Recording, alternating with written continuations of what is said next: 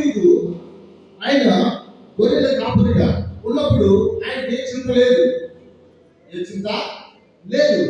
దావీదు గొర్రెల కాపురిగా ఉన్నప్పుడు ఉదయాన్నే లేచేవాడు.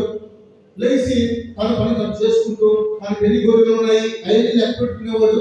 అవన్నీ చూసుకునేవాడు. ఏదో వస్తే దానిని ఆయన చంపేసేవాడు. ఎవరు వచ్చి జంతువులు వచ్చినప్పుడు, పులులు లేదంటే కోడేళ్ళు వచ్చినప్పుడు అంతకు మించి ఆయనకి ఏ డ్యూటీ లేదు, ఏ ఆలోచన లేదు. ఎప్పుడైతే దావీదుకి ఎప్పుడైతే ఆ గొలియాతుని చంపాడో, దావీదుకి ఒక రెస్పాన్సిబిలిటీ వచ్చింది. హల్లెలూయా హల్లెలూయా. ఏమొచ్చిందంటే ఒక రెస్పాన్సిబిలిటీ వచ్చింది. ఏ రెస్పాన్సిబిలిటీ వచ్చింది?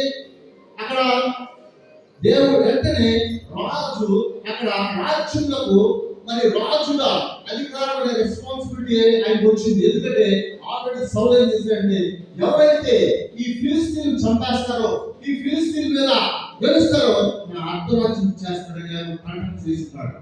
ఏ రాజ్యం అంటే నా అర్ధరాజ్యం, అంటే నేను చేసే రాజ్యాన్ని ఇచ్చేస్తాను, మీరే రాజుకుంటారని